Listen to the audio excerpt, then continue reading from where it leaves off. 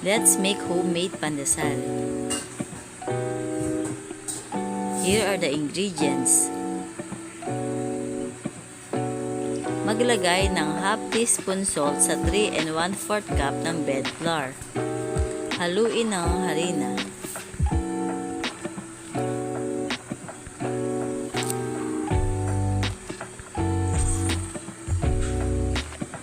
Ilagay ang half cup warm milk sa mixing bowl. Isunod ang 4 tablespoon butter. Isunod ang itlog. Isunod ang 1/4 cup sugar.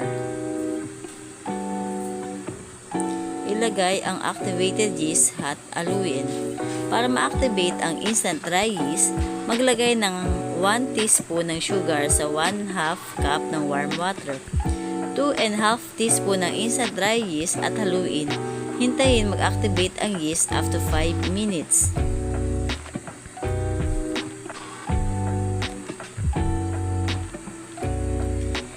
Ilagay ang kalahati ng harina sa mixture.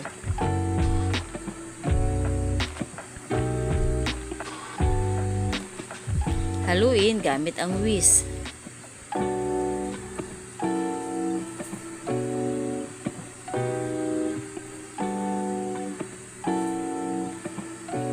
Ihalo ang natirang harina.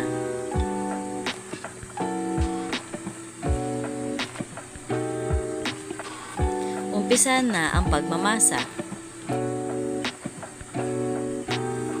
Masahin hanggang makuha ang tamang consistency ng dough. Masahin hanggang maging smooth.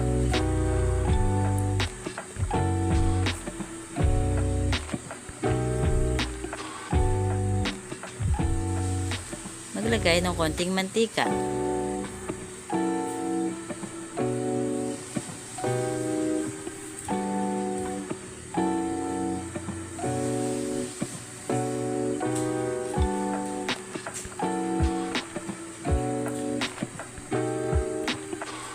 Mag-window pane test para ma-assure kung ready na i-rest ng 2 hours ang dough.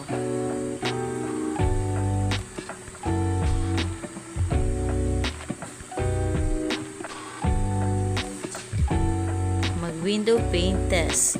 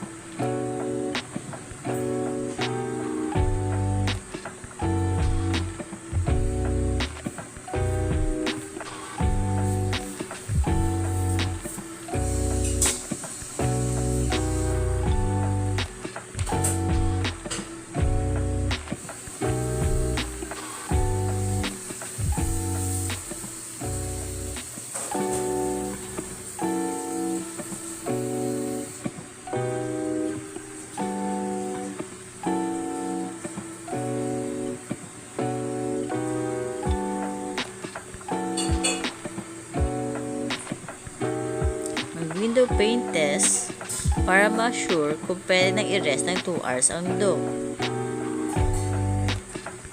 Maglagay ng konting mantika sa bowl para hindi dumikit ang dough.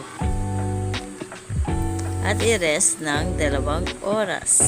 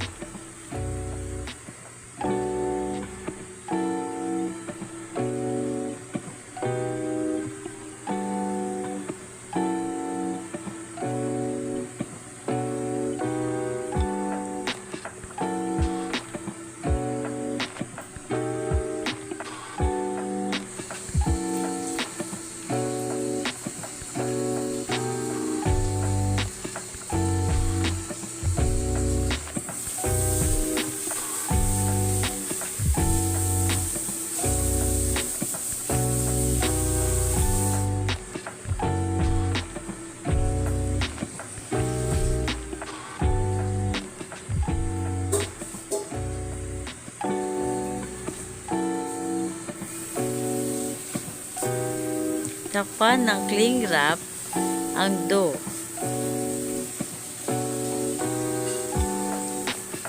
Kailangan siyang i-rest ng 2 hours.